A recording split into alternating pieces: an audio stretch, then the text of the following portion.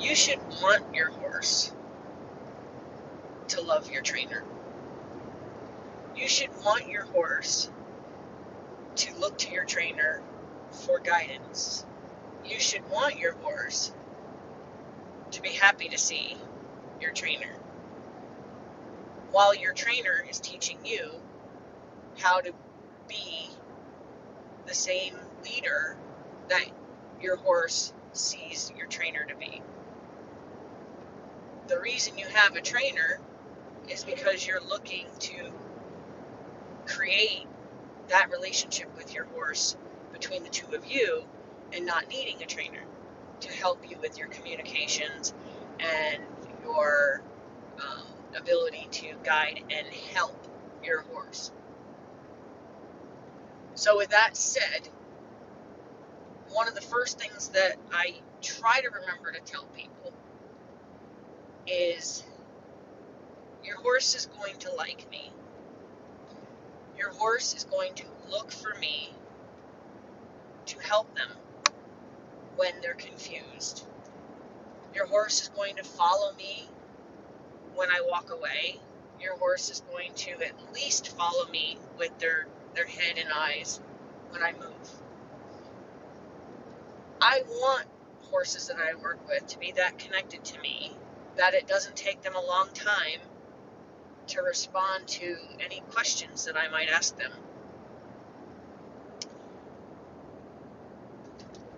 If you watch horses out in a field, you can see, say a herd of 7.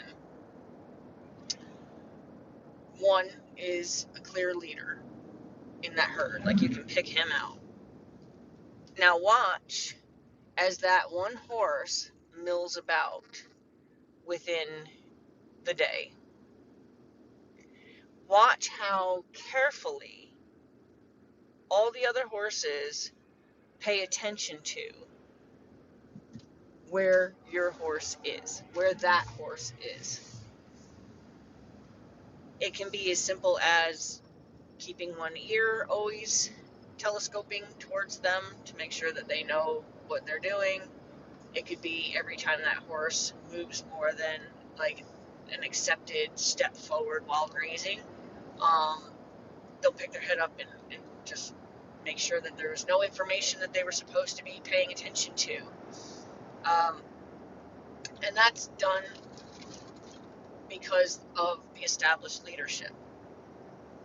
If that horse, the lead horse, were to say, I need the grass that you're eating, it would not require the lead horse to go over there and double barrel them, at least not more than once, for that horse to always know to follow the cue. Pay attention to a cue about to be executed and to follow the cue, so that there is no action in support of a cue. I only had one extreme case of jealousy during the transition of my introduction to the horse, and then the horse taking notice of needing to pay attention to me, and then while the owner is learning how to become a good leader themselves. And it was where there was loud voices in response to the horse like following me. As I handed the horse off to the person, the horse like went to come with me, and then so there was a kind of a loud stay with me kind of thing that had happened. And then there was also multiple tugs on the line if the horse would look in my direction. That was the most extreme case, and it was said like, you need to be paying attention to me. Stop watching her. It was a very, I can only think of jealousy is the right way to describe that. My job is to make your relationship with the horse so clear, because that's all it is. It's just a clarity of information. It's a clarity of language. That's why the horses gravitate to paying attention to me from the very beginning, because there was never a gray area. There were never blurry lines from what my purpose in their relationship with me is. Um, so I've moved into the field, and I automatically established myself in my existence as I'm the leader. I'm the one with the information. I'm going to keep us safe. Because a lot of times people think of leaders as, oh, you're going to be the boss of the horse. Like, you show them who's boss. I don't mean that at all. Leadership is about guidance and protection and comfort and safety and relaxation. Leadership is not about abuse and force. Um, so when people say, get after him, or show him who's boss, that is not at all where I stand on that, okay? Um, I've had, mild cases of, where I could see somebody suddenly tug their horse's face back from following me or looking for me.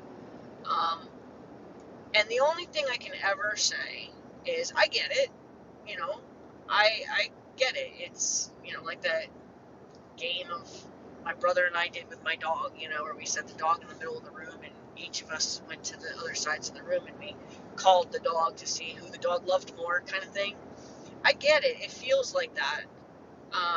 But it's not. It's not. It's not because your horse has found my affection to be more desirable than yours, and then oftentimes the most I do affection-wise with your horse is I touch them on the forehead, and that's it's an acknowledgement that I give them, that I'm proud of them, or I'm pleased with them, or they're they did something that was satisfactory, and here's your gold star. That's what my touch means, and it's not a rub. It's a placement with some pressure. It's a placement on the forehead, and often by the end of one session with a horse, just meeting them, they'll start to soften their eyes and lower their head to that touch. And then the next lesson, and lessons following that forever and ever and ever, the horse will actually look for and ask for that touch, because it's clarification, it's confirmation that I did it right and you're pleased with me. That's what that is. And I try to recommend all people, use that, because it's important to horses. I learned it was important to horses about 20 years ago when I had a horse who was so unconfident, so incredibly unconfident. And when she started to know she was learning, like she started to really recognize, I'm learning something, and I want to know if I'm learning it right. I want to do a good job at this thing that you're teaching me. How do I know I'm doing a good job? How can you tell me I'm doing a good job? And when I put my hand on her head and gave her that kind of confirmation and clarification that yes, you did it right, I'm pleased with you, and you should be proud of yourself, kind of thing. She would literally do whatever it was that we were working on, and then she would lower her head by maybe 2 inches and then search for me to put my hand on her head. She would, tell me I did a good job, please. Um, and that's how valuable that is. That's when I learned, wow, like she needed that. She needs me to do that for her. She wasn't an extraordinarily affectionate horse, so it wasn't like a dog that just can't, accept that you stop petting them and they flip your hand or pet you, It wasn't that kind of thing where she was like, hey, don't stop petting me. It wasn't like that at all. And then I realized in that moment that it was important, and I started paying attention to every horse that I did that with, and it absolutely matters. It's like a universal language. It absolutely matters to every single horse I've ever done that to. Now, the funny thing is there are horses that, like, say, thoroughbreds in particular, that really do not care for much human touch. Like, they have very thin skin, and they don't really care a lot for like skin fur stimulation. Again, it's a touch and a press. It's not a rub. It's not a pet. Um, so at first they dodge me, and I actually have a new thoroughbred that I'm working with, and she dodges me still. By the third lesson, dodges me still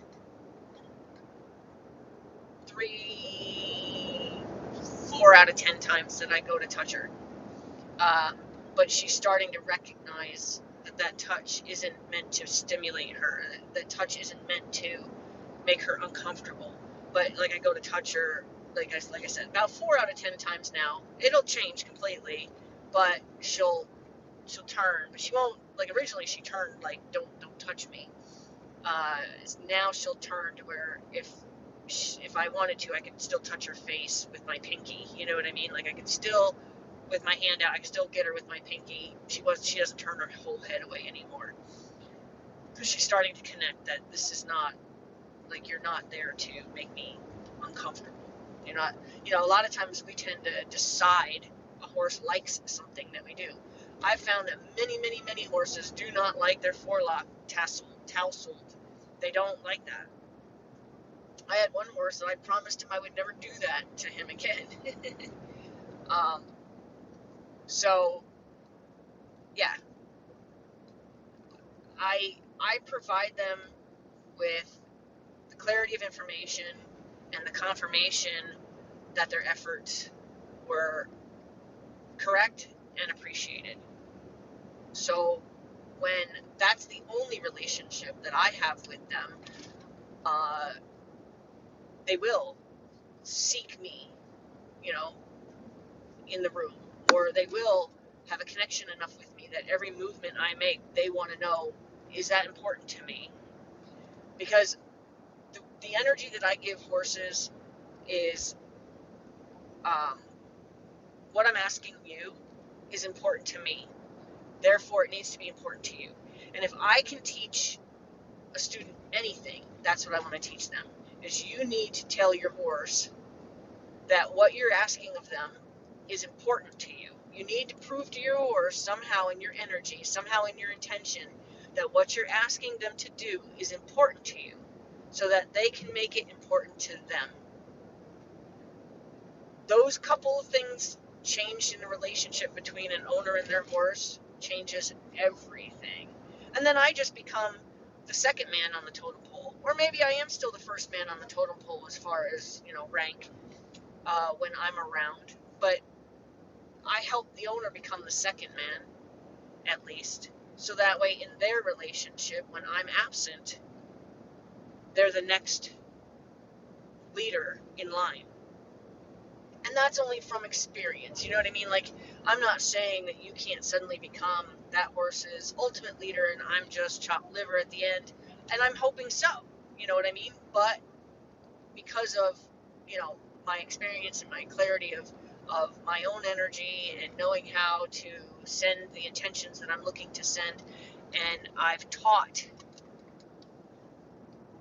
the owner what I can, the best that I can, I might not still provide them with the skill set that brings that solid clarity that I still could offer the horse. And that's the only reason why I would say that on a rank level, your horse may still see me as the head leader, but I work very hard to make sure that there's no gap between me and you where the horse somehow feels it can fit in there, right? I want you to be at least second in command and first in command when I'm absent. So all I can say is I want your horse to like me. I want your horse to look for me. I want your horse to think every movement I make might be important to them. And then I want your horse to learn that about you. Or I want you to learn how to be that for your horse. And that's my biggest goal. Okay. My job is to help horses find better relationships with their owners, not the other way around. I'm not looking for owners to have better relationships with their horses, because many owners will tell you, I have a great relationship with my horse. My horse loves me. But if your horse could speak English for 5 seconds, they would say, well, it's not that they don't love you. They love your cookies and they love your scratches, but as far as clarity of information, maybe not so much. And it's not for their lack of desire, it's for the lack of information provided. So that's my goal, is to help people close those gaps in their communication. Okay, so everybody have a wonderful day, and I hope this was somewhat informative as far as wanting to. I want your horse to like me, and you should like that too.